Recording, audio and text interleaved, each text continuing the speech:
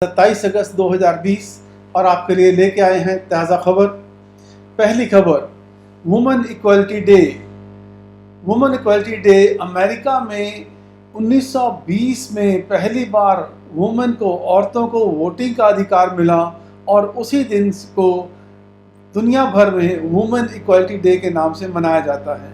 ये बात जानने की है यहाँ पे कि ये कानून 1878 में पास किया गया था, परंतु इसके ऊपर कोई भी एक्शन नहीं हुआ। ओनली 1920 में जाके after the first world war, जब औरतों का रोल उसमें बहुत अच्छा रहा और सारी कंट्रीज ने रिकॉग्नाइज किया, उसके बाद 1920 में जाके औरतों को पहली बार वोटिंग का अधिकार दिया गया और 26 अगस्त 1920 के बाद अब ये दिन जो है वुमेन इक्वलिटी डे के नाम से मनाया जाता है। Next important news, national sports day. Major Dhyanchand India के हॉकी टीम के कैप्टन थे और उन्हीं के बर्थडे को नेशनल स्पोर्ट्स डे के नाम से मनाया जाता है, जो कि हर साल 29 अगस्त को आता है। इस दिन नेशनल स्पोर्ट्स जो अवार्ड्स हैं वो भी दिए जाते हैं, Khel Ratna award, Arjuna award, Dronacharya award, ये सब अवार्ड जो हैं इसी दिन को भी सबको प्लेयर्स को दिए जाते हैं। He won gold medal in Olympic for India successively in the years 28, 32, 36, 1928, 1932, 1936 में 3 बार लगातार ओलंपिक्स में भारत को जो है गोल्ड मेडल दिलवाया था। और ही is the only player from India जिसे पद्म भूषण जो है मिला है इन स्पोर्ट्स। इसके अलावा स्पोर्ट्स में पद्म भूषण अभी तक किसी और को नहीं दिया गया है। नेक्स्ट खबर देखते हैं, fast tag mandatory for availing discount. 24 घंटे के बीच हम टोल टैक्स से निकल के जाते हैं और वापस आते हैं तो कुछ डिस्काउंट मिलता है, परंतु ये डिस्काउंट तभी मिलेगा अगर आपके पास फास्ट टैग होगा। अगर कैश पेमेंट करेंगे तो आपको डिस्काउंट नहीं मिलेगा। ये ministry of road and transport ने अनाउंस किया है। आपको ये भी पता होगा कि minister of road transport and highways mister Nitin Gadkari हैं। RBI lowers growth rate to -4.5%। पहली बार तकरीबन पिछले 50 साल के बाद ये देख रहे हैं कि इंडिया का ग्रोथ रेट नेगेटिव में चला जा रहा है और आरबीआई ने कहा है कि 2020-21 में जो इंडिया की ग्रोथ रेट है दैट विल बी -4.5%। और इसका कारण क्या है? सप्लाई चेन डिसरप्शंस, क्योंकि जो सप्लाई चेन्स हैं, ट्रांसपोर्ट बंद हो गया और एयरक्राफ्ट बंद हो गए, ऐसी चीज़ें जो बंद हो गई चलने से, फैक्ट्रीज बंद हो गई, इस सब चीज़ की वजह से, और कीमतें बढ़ गई कोरोना के कारण। इसकी वजह से उम्मीद की जाती है, उम्मीद नहीं, ये शंका जताई जा रही है कि हमारी जो ग्रोथ रेट है वो -4.5% चली जाएगी और इससे उभरने में बहुत टाइम लग जाएगा देश को। और ऐसे ही जो ग्रोथ रेट के सिनेरियोज हैं, world bank, IMF, government of India, Moody's, S&P, ये भी अपने अपने अंदाजे लगा के बताते हैं कि ग्रोथ रेट किसी भी देश का कम होने वाला है या ज़्यादा होने वाला है। जैसे जैसे ये ग्रोथ रेट आएंगे इनको याद रखिएगा, क्योंकि यहाँ से एक क्वेश्चन एग्जाम में डेफिनेटली आ जाता है। तो मैं कहूँगा कि ये वाला जो क्वेश्चन है, this is category A question, this is category A question है। यहाँ से क्वेश्चन एग्जाम में डेफिनेटली आ जाता है। WHO declares Africa free from polio. Polio की बीमारी बेसिकली हम देखते हैं कि एक नाइजीरिया में बची थी अफ्रीका में और एक पाकिस्तान, अफगानिस्तान, बाकी सब देशों में से पोलियो की बीमारी ख़त्म हो चुकी है। अब अफ्रीका में भी ये बीमारी बिल्कुल ख़त्म हो चुकी है। सिर्फ पाकिस्तान और अफगानिस्तान, ये 2 देश ऐसे हैं जहाँ पे अभी भी पोलियो के कुछ पेशेंट्स पाए जाते हैं। यहाँ से ख़त्म हो गए तो उसके बाद हम कह सकेंगे कि दुनिया भर से पोलियो की जो बीमारी है वो ख़त्म हो जाएगी। अब आपको यहाँ पे ये भी पता होना चाहिए कि पोलियो का पहला वैक्सीनेशन जो था वो कहाँ निकला था? That was doctor Jonas Salk, जिन्हें नोबेल प्राइज भी मिला। He was the first person in 1955 जिन्होंने इसका वैक्सीनेशन अनाउंस किया और उन्हें बाद में इसके लिए नोबेल प्राइज भी दिया गया। जो ओरल पोलियो वैक्सीनेशन है ये डॉक्टर अल्बर्ट सैबिन ने 1960s के में 62 के अप्रॉक्सीमेटली इन्होंने इस चीज़ की डिस्कवरी की थी। बट डॉक्टर जोनास साल्क इन्होंने पहली बार जो पोलियो का वैक्सीनेशन डेवलप किया था। WHO डायरेक्टर कौन है? Doctor Tedros Adhanom Ghebreyesus. Next news है हमारे पास जेम्स एंडरसन। इंग्लैंड के fast bowler James Anderson, he is the first fast bowler to achieve the record of 600 test wickets. इस अभी तक किसी भी फास्ट बॉलर ने इतनी विकेट्स नहीं ली हैं। इससे ज़्यादा विकेट सिर्फ 3 प्लेयर हैं, दैट इज मुतैया मुरलीधरन जिन्होंने 800 विकेट लिए हैं, शेन वॉर्न ने 708 विकेट और अनिल कुंबले ने 619 wicket. But they are all spinners और James Anderson is the only fast bowler to take 600 wickets. AFSPA extended in Assam. AFSPA की फुल फॉर्म क्या है? Armoured forces special power act 1958। ये असम में 6 महीने के लिए और बढ़ा दिया गया है और स्टेट को डिस्टर्ब्ड एरिया डिक्लेयर किया गया है। ये असम का मैप है, आप देख सकते हैं। पहले बेसिकली ये सारा का सारा असम का पार्ट हुआ करता था, फिर उसके बाद अलग अलग स्टेट्स बनी हैं।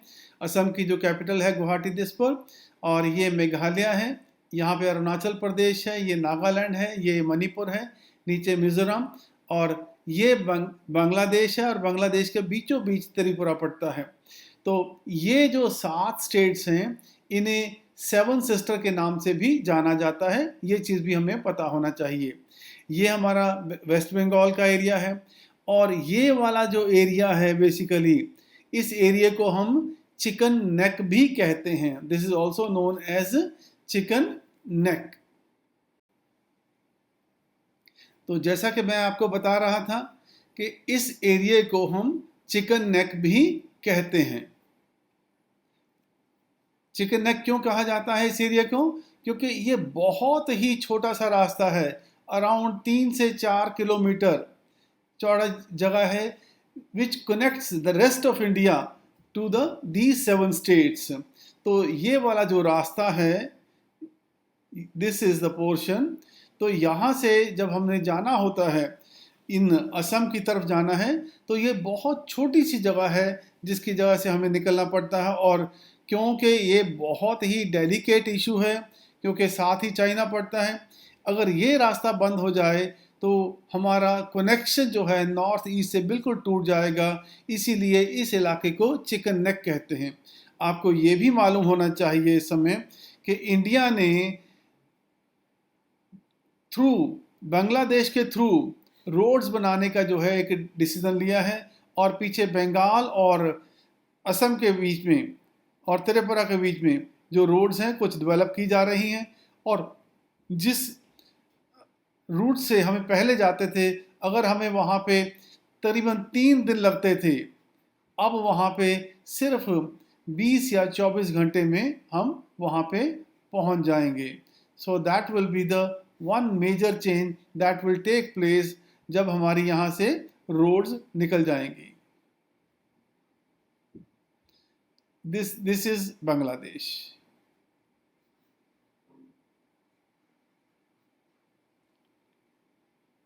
चलिए अगली न्यूज़ पे ऊपर चलते हैं। जी सतीश रेड्डी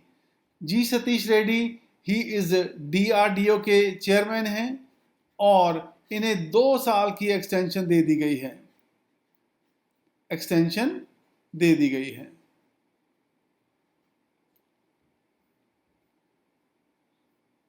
इन्हें 2018 में अपॉइंट किया गया था, और DRDO को जो हेड ऑफिस है वो न्यू दिल्ली में है। UEFA चैंपियंस लीग 2019-20 यूरोप देश में फुटबॉल जो है, this is very very prominent game और बहुत मशहूर गेम है। तो यहाँ पे बहुत सारे क्लब्स हैं, और उन क्लब्स में आपस में कंपटीशन होता है। तो इस बार जो ये चैंपियनशिप है that is one by Bayern Munich. ये एक क्लब है, उन्होंने इस चैंपियनशिप को जीता है। This is the logo of euro 2020। ये एनुअल इवेंट है, हर साल होता है। अब थोड़ी सी जानिए कि मेजर बुक्स हैं, क्योंकि बुक्स में से एक क्वेश्चन भी डेफिनेटली एग्जाम में आता है। तो जो बुक्स इंपॉर्टेंट हैं वो मैं यहाँ से आपको बताना चाहूँगा। That is who painted my illustrated, इतनी इंपॉर्टेंट नहीं कि मैं कहूँगा। फुल स्पेक्ट्रम इंडियाज वॉर्स 1972 तो 2020, इस किताब को हम कह सकते हैं कि इम्पॉर्टेंट है। चेतन भगत बुक्स ना बहुत ज़्यादा इंपॉर्टेंट नहीं होती हैं, अगर कोई और ना हो तो this can do also. This is a very important book, इसका क्वेश्चन एग्जाम में डेफिनेटली आएगा, क्योंकि जो प्रोमिनेंट पर्सनैलिटीज़ की किताबें लिखी होती हैं, जैसे दलाई लामा हो गए, तो उनकी किताब लिखी हुई है our only home, a climate appeal to the world. And this book is jointly written by Dalai Lama and German environmentalist Frank Arts. तो ये बहुत इंपॉर्टेंट बुक है, तो यहाँ से क्वेश्चन डेफिनेटली आएगा। ये book is publish by ministry of information broadcasting, मुझे नहीं लगता कि इंपॉर्टेंट है। अमेजिंग अयोध्या, ये भी ओके ओके है, not very important. But quest for restoring financial stability in India, Viral V Acharya, he is former deputy governor for RBI, ये बहुत इंपॉर्टेंट किताब रहेगी। यहाँ से क्वेश्चन एग्जाम में डेफिनेटली आने की चांसेस हो सकते हैं। इसी तरह और बुक्स कौन सी हो गई, this is the India way, क्योंकि this book is written by doctor S Jaishankar, who is the external affairs minister of India, और वो फॉर्मर फॉरेन सेक्रेटरी भी रहे हैं। तो इसलिए ये बुक बहुत इंपॉर्टेंट है, यहाँ से भी क्वेश्चन एग्जाम में डेफिनेटली आएगा। विशेष code to win, Nirupam Yadav की किताब है, ओके ओके बुक है, not very very important, but once again आप याद कीजिएगा। नेक्स्ट न्यूज़ है हमारे पास है, Indian air force launch is my IAF app for air force aspirants. तो इंडियन एयरफोर्स ज्वाइन करने के लिए और कैंडिडेट्स को प्रॉपर इंफॉर्मेशन प्रोवाइड करने के लिए एयरफोर्स ने ये वाली ऐप लॉन्च की है, और उस ऐप के लॉन्च होने से ये कैंडिडेट्स को जो कि पार्टिसिपेट करना चाहते हैं उन्हें बहुत एडवांटेज हो जाएगा। और उसमें सब चीज़ें जो दी जाएंगी, सिलेक्शन प्रोसीजर क्या है, ट्रेनिंग क्या है, पे पक्ष क्या है, रिक्रूटमेंट कैसे होती है, ये सब इंफॉर्मेशन वहाँ पे कैंडिडेट्स को मिल जाएगी।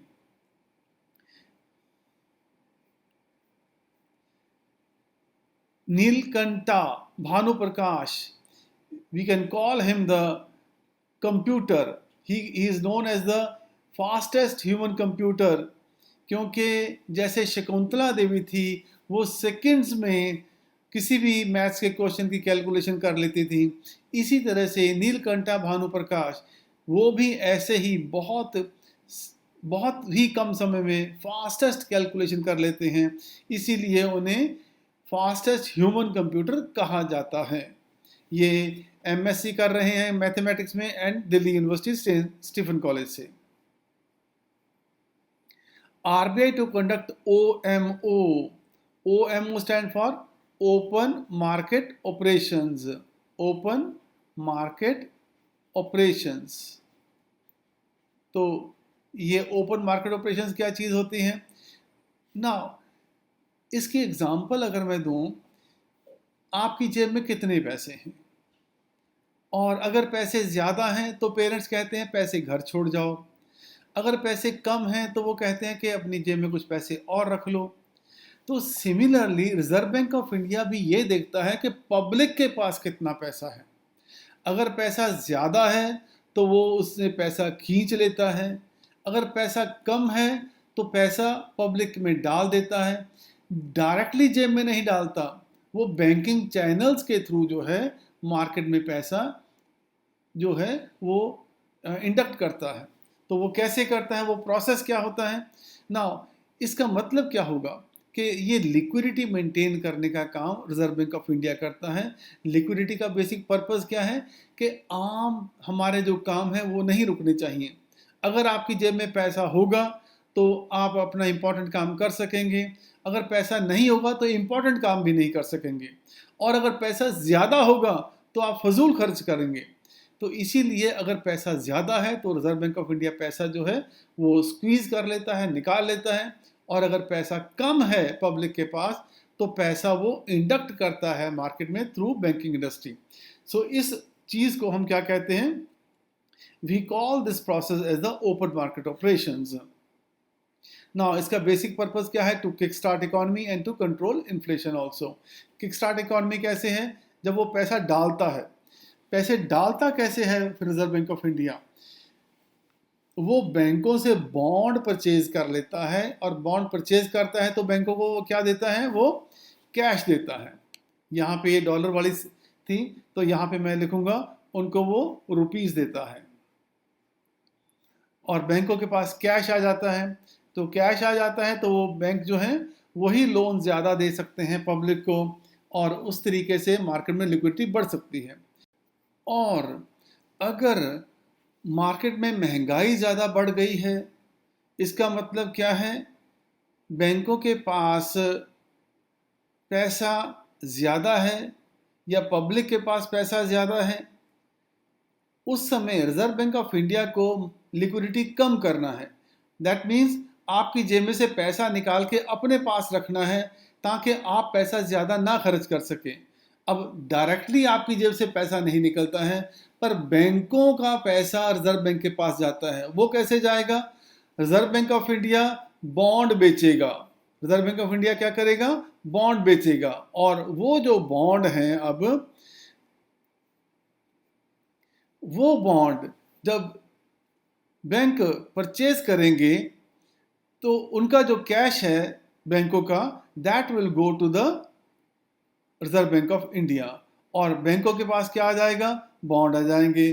जो बॉन्ड आ जाएंगे बैंकों के पास, परंतु कैश जो है वो निकल के आरबीआई के पास चला जाएगा, तो बैंकों के पास कैश कम हो जाएगा, वो कम लोन दे पाएंगे, पब्लिक के पास लिक्विडिटी कम हो जाएगी, और इस तरह से वो इन्फ्लेशन को कंट्रोल करने का काम करता है। This is the process. ये दोबारा से वही चीज़ है, वही रिपीट किया हुआ है, और कोई ख़ास चीज़ नहीं है यहाँ पे। तो उसके बाद मैं फिर कहूँगा, ये जो क्वेश्चन हैं ये सब ऐसे क्वेश्चन हैं जो कि इम्पॉर्टेंट नहीं है। ये क्वेश्चन मैंने भी आपको ऊपर पहले करवाया, but it is not important. ये कोई ज़्यादा इम्पॉर्टेंट क्वेश्चन नहीं है, क्योंकि वंस अगेन कोई इंडिया के साथ कोई डायरेक्ट ताल्लुकात नहीं है। ये वाला क्वेश्चन तो बिल्कुल जो है मैं कहूँगा बिल्कुल ही बेकार क्वेश्चन है। ये कौन सा राज्य शीर्ष पे रहा, सुपर काइंड ऑफ थिंग, ये आप कह सकते हैं कि स्लाइटली इम्पॉर्टेंट है, क्योंकि खेल रत्न अवार्ड 5 लोगों को मिला है, तो 5 लोगों को याद रखना मुश्किल हो जाता है। ऐसे क्वेश्चन एग्ज़ाम में कम आते हैं, बट फिर भी आपको पता होना चाहिए कि मनिका बत्रा वो किस गेम की प्लेयर हैं, आपको इतना तो पता होना चाहिए इम्पॉर्टेंट प्लेयर्स के बारे में। ये वाला भी बिल्कुल बेकार क्वेश्चन है, ठीक है, ऐसे क्वेश्चन एग्जाम में नहीं आते। हाल में किस राज्य ने, स्टेट वाइज की बात करेंगे तो वंस अगेन ऐसे क्वेश्चन एग्जाम में नहीं आते। टेबल ये भी स्टूपिड क्वेश्चन है। 6 महीने का अशांत घोषित किया गया है, ऐसे भी question negative type question exam में नहीं आते। ये भी क्वेश्चन जो है फॉरेन का है, यहाँ का नहीं है, ये भी बहुत माइनर बुक है, नहीं आएगी। Shagun gift and insurance policy launch की है, ये भी बहुत हल्का क्वेश्चन है, ऐसे क्वेश्चन एग्जाम में नहीं आएंगे। किस राज्य ने प्रवासियों के पारगमन घरों का, नहीं, ऐसा क्वेश्चन नहीं आएगा, ये भी ऐसा क्वेश्चन एग्जाम में नहीं आएगा। तो 50 लाख रुपए बीमा, ये सब स्टेट के लिए हो गया, बारी ऐसा कितना याद रख सकते हैं। Hyper local information platform circle internet खरीदा है, तो ये क्वेश्चन भी जो है बहुत हल्के क्वेश्चन हैं। ऐसे क्वेश्चन से बच के रहिएगा, बार बार कहता हूँ आपको, क्योंकि ये वही सिर्फ दोबारा से फिर वही बात कहूँगा, garbage in garbage out. Garbage, ये जितना आप जो है दिमाग में गार्बेज भरेंगे तो उतना ही जो है आपका जो है प्रोसेसर स्लो हो जाएगा। तो दैट मीन्स आपको इन चीज़ों से बच के रहना है, और ये देखना है, स्मार्ट चॉइस बनानी है आपको क्या करना है, आपको स्मार्ट चॉइस करनी है कि कौन से क्वेश्चन एग्जाम में आएंगे, उनके बारे में जानने की कोशिश करेंगे।